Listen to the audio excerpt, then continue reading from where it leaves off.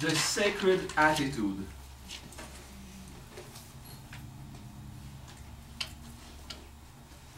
What is the sacred attitude?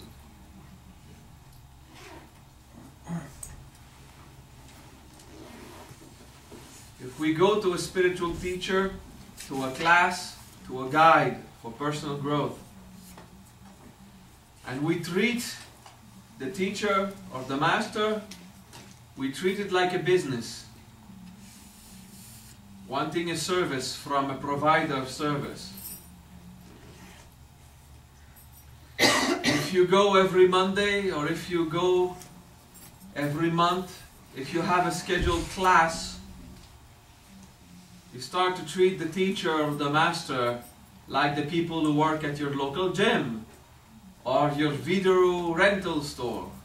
They need to provide a service. Okay? You expect to be satisfied with the wisdom. Did you see this? You go to a spiritual class and you need to be satisfied with the service. Quite a commercial attitude, which is inappropriate for holy wisdom. But of course, as an expedient mean, we have found ways to make you feel satisfied of the wisdom very early, making sure that the first time you attend the holy wisdom, you have a feeling of satisfaction, like if you had been delivered the product that you purchased. Capitalizing on your materialist attitude so that you'll have this ego participation. Yes, I will go again because I got something out of it. But because of that, we can't be too quick with you. We can't be too honest. We can't tell you really what you need to work on, because you will be unsatisfied. And that is important for a teacher to always make sure the students will have liberation or bliss, at least happiness. If the student cannot get to a point of happiness in each class, at least the student must feel a liberation, at least feel less suffering. Because from the master or the teacher's point of view, we must deliver the product. We must make sure that once again they have a satisfaction, so they can dwell in their mind, in their materialistic or capitalist attitude. I have invested time and money to go to a class and I got my service delivered. I feel less suffering.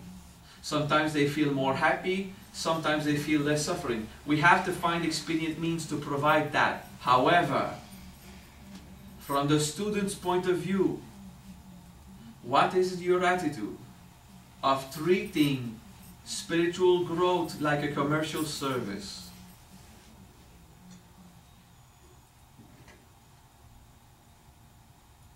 Spiritual growth, personal growth, wisdom, dharma, is not meant to satisfy the ego.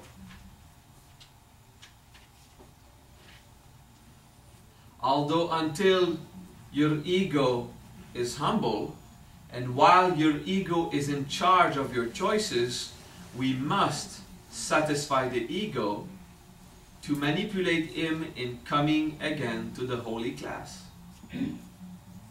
Where are you in your level of humility?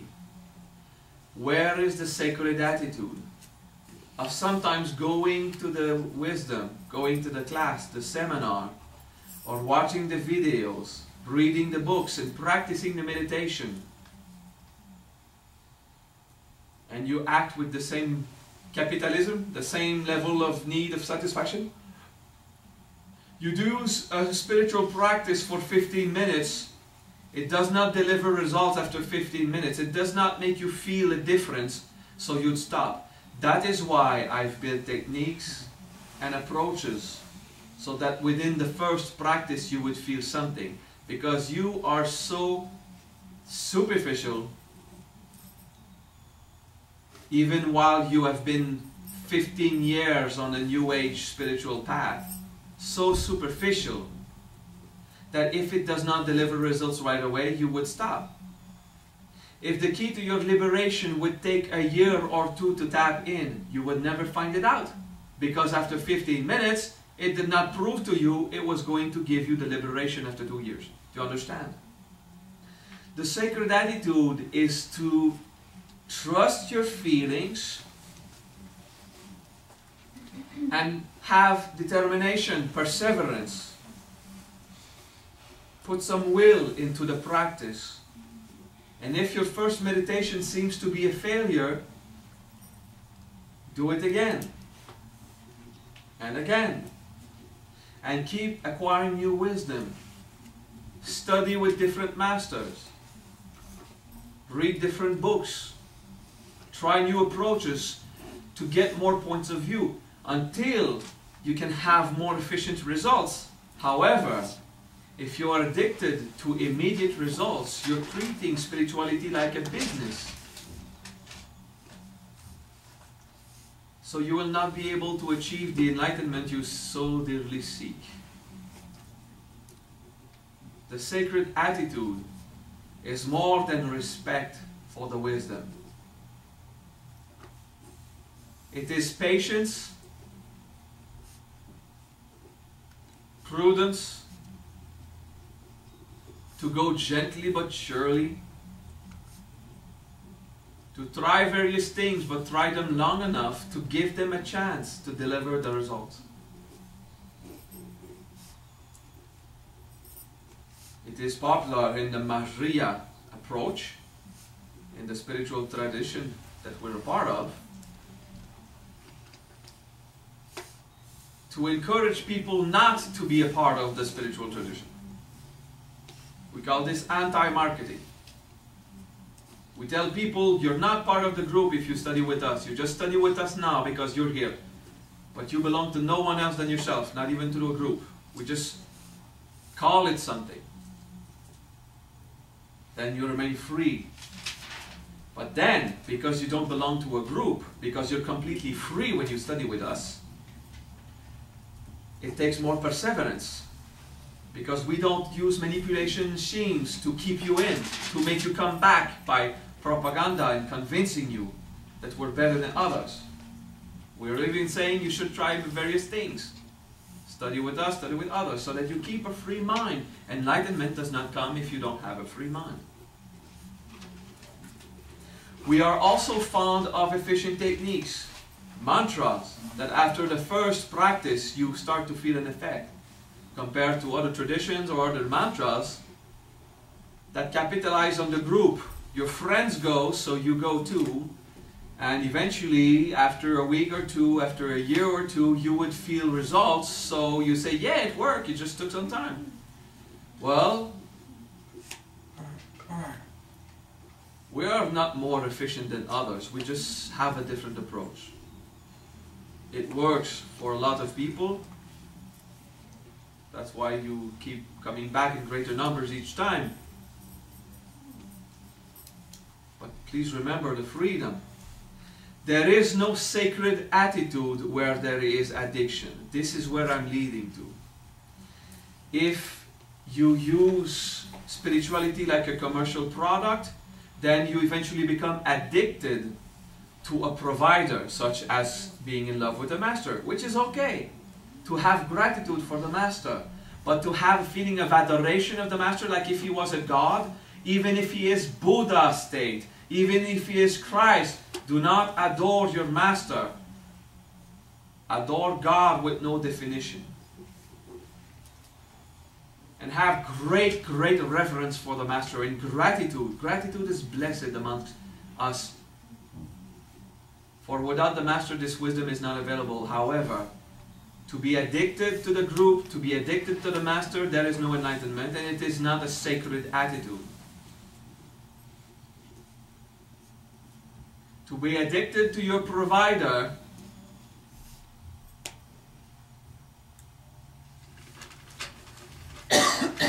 you will not become like the provider, because you make him into a higher state of you. So you can't discover this yourself.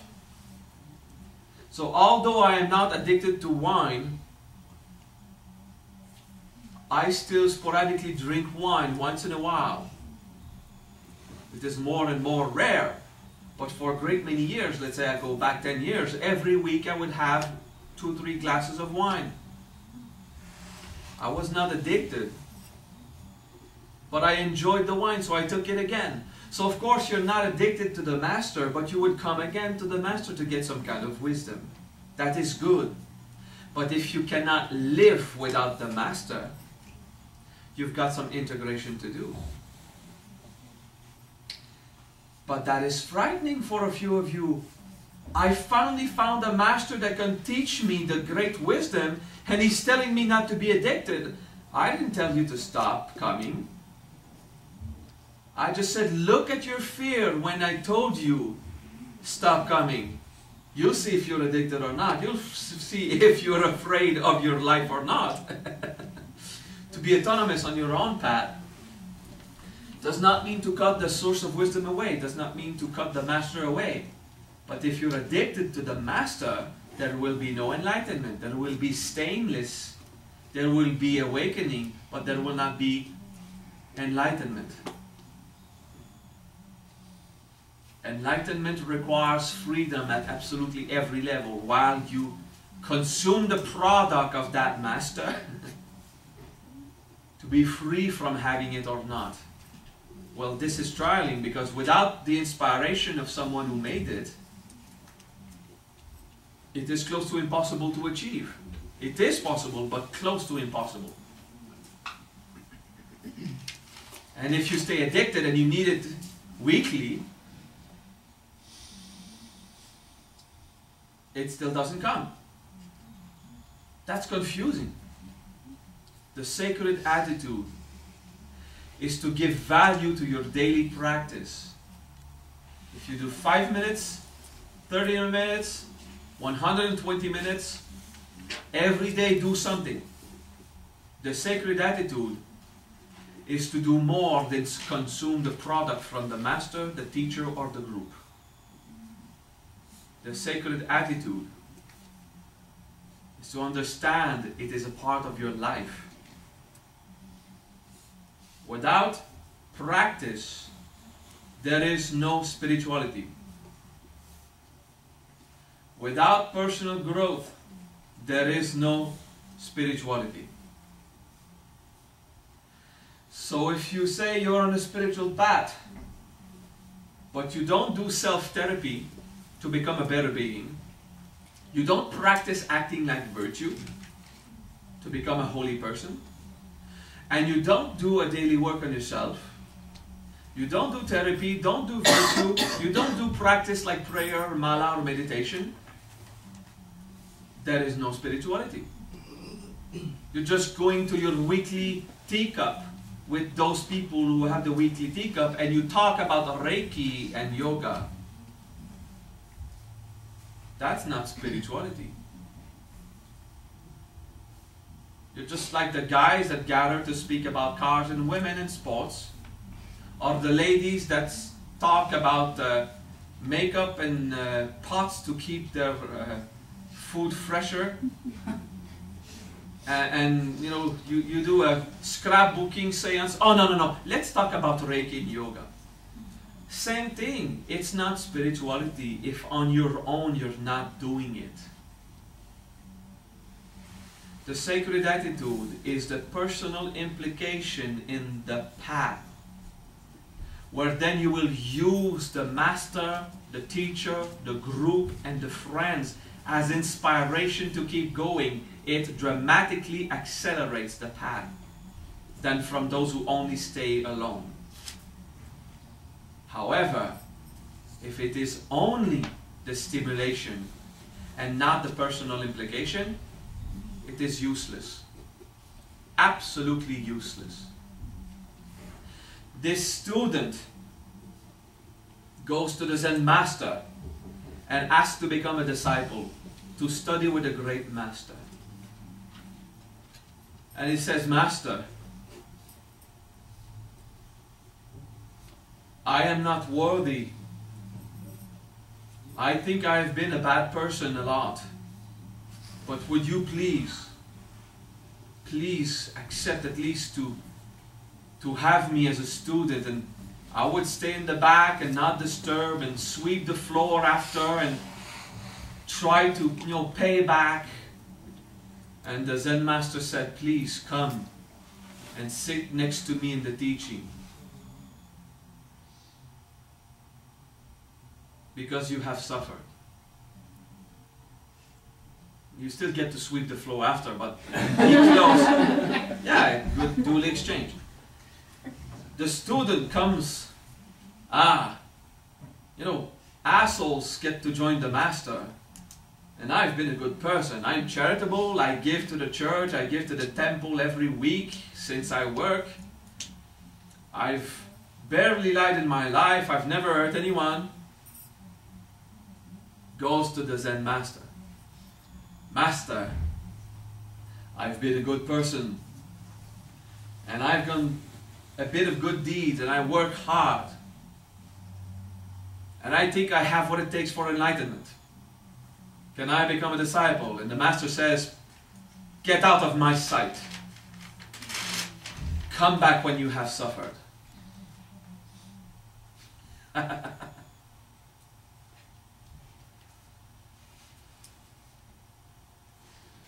Maybe that rejection is just a nice way to start the suffering process,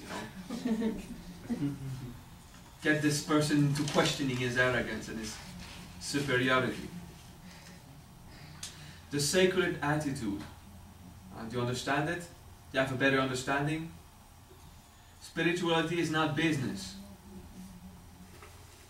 The business part of spirituality is that if the temple fees are not paid, in this case, if we can't rent the room, if we can't buy a plane ticket and a hotel room for me to sleep, if I cannot feed myself and my loved ones, I can't come here. So you're not paying for the wisdom when I come here. You're not giving a donation for the wisdom. No, you're not. You're giving a donation so I can come here. So I can financially afford it. Then to give for free the wisdom. Okay? Sacred attitude.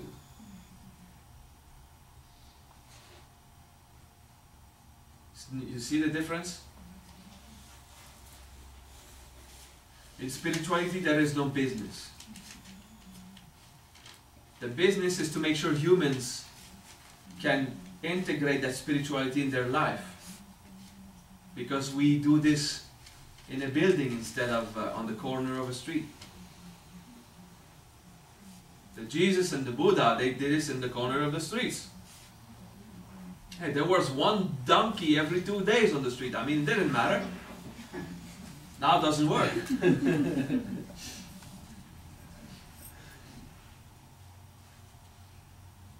Sometimes it's too cold to do it out in the field. Sometimes you want me to go into another country, another continent. We need to accept the karma of our new world. But you're still not paying for the wisdom. You're paying to make it possible. Okay? It is essential to give something in exchange. If the teacher, the master, or the group invest energy so that the wisdom can be exchanged, then you have to invest energy too. You have to pay something. Now it's money. But a long time ago, you didn't go to the temple empty-handed. You went with a bag of fruit, with a chicken if it was a place they eat chicken, You went there one day in advance to help the people build the wall. The wall was not done. So after the seminar, which was a few hours with the master, you'd stay 3 days to finish the wall with the people who lived in the temple. Service was given for the wisdom since the beginning of that relationship where people invest energy and effort so that the master can give some kind of wisdom in the most appropriate way. It has always been a part of the deal. We collaborate in this. Nowadays, you've got those people who say the wisdom should be free. Yes, it is still wisdom. But the plane company did not take the Dharma as a payment. I was there at the counter and I said, can I explain to you the causes of suffering? And she said, where do you want to go again? It costs you that much. That's it, you know? Do you understand this? So the discernment of the necessity of the payment, because it's not chickens and bags of carrots I can give to the plane company. It's money. And it is money that allows me to feed my children. But the Dharma is free. It is the world of samsara that is not free. Samsara requires your payment. For every apple you have taken without an exchange, for every moment you took with someone without giving something back, for all the abuse you have done so far, now you have to pay for the Dharma. For every time you have lied to stay asleep 5 minutes more, for every time that you manipulated your way into gaining more back from your income taxes, for everything that you think you have never abused anyone, filled with bullshit, thinking yourself to be so virtuous and still as a human trying to get as much out of everyone with the least possible effort, now you have to pay your karma. To achieve enlightenment, you have to lose.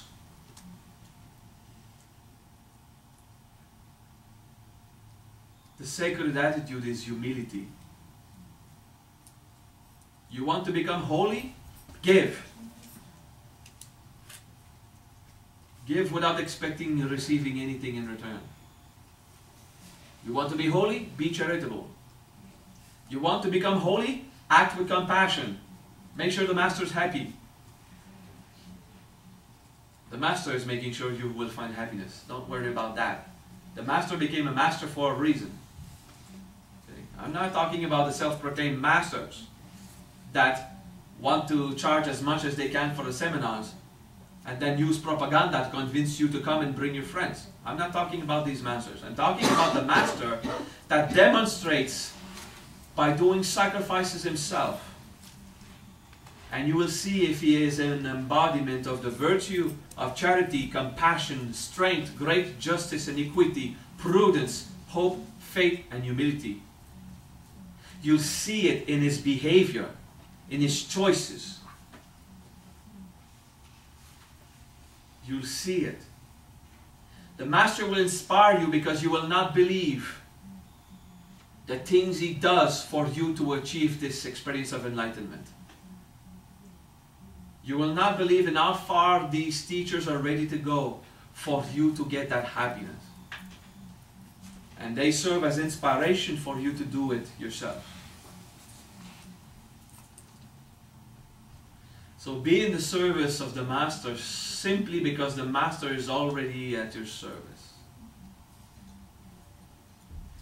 Never be at the service of a master or a teacher that did not demonstrate he was in priority in service to you. The sacred attitude. It is sacred. It means that it is not business.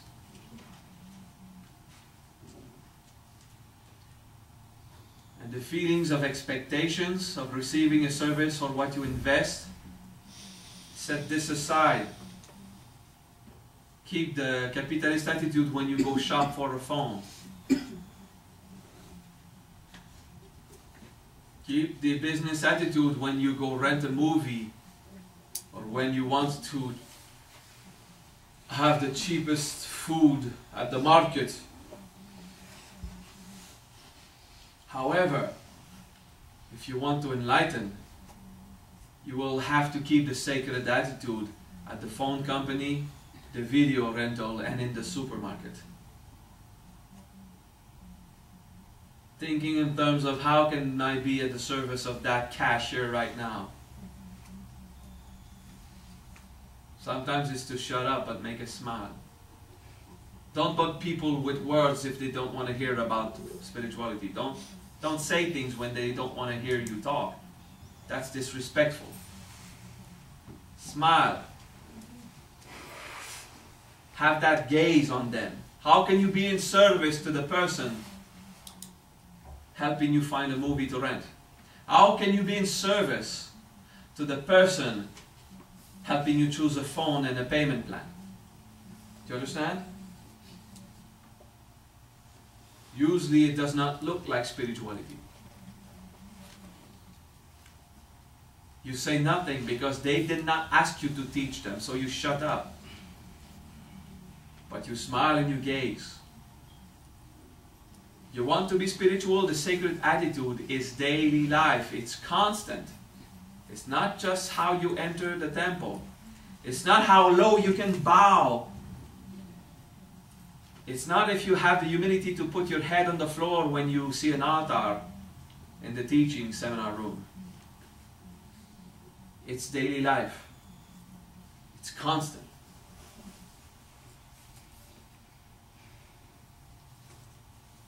That is sacred attitude. Thank you for listening.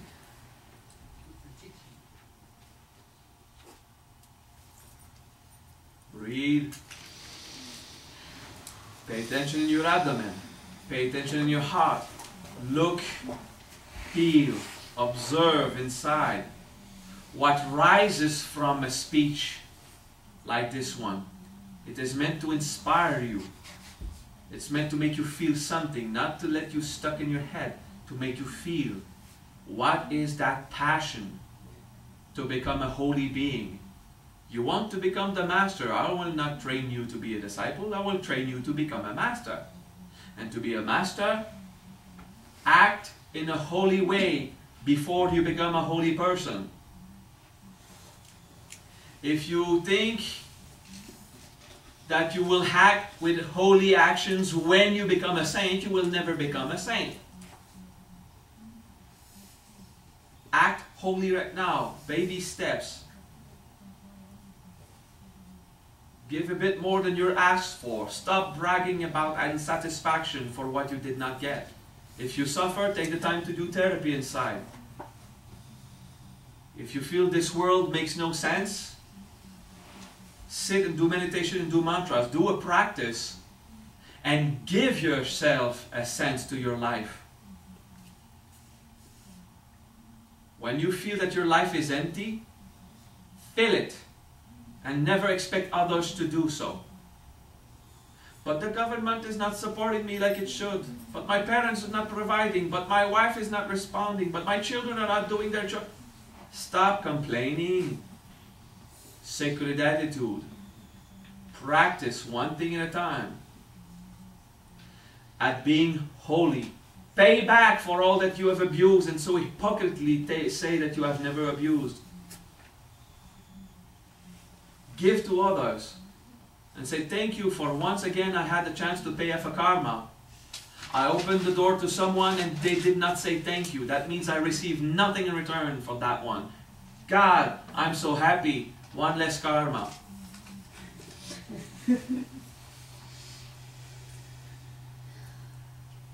The person says thank you. Oh my God, I just received something.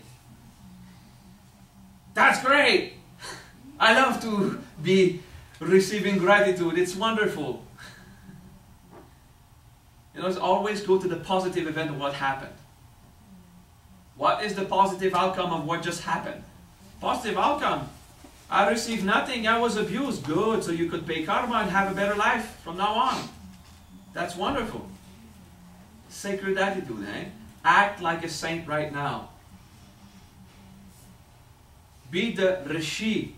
Be the holy man, holy woman with virtue. Do not be in service to the master to get his attention. Be in service to the master because you know the master brings a change in the world. And you will naturally receive that dharma, that wisdom. It will happen in various ways. Dharma is experience. It's not just the spoken teachings. It's an experience. It's what you feel. It's what you live. Thank you.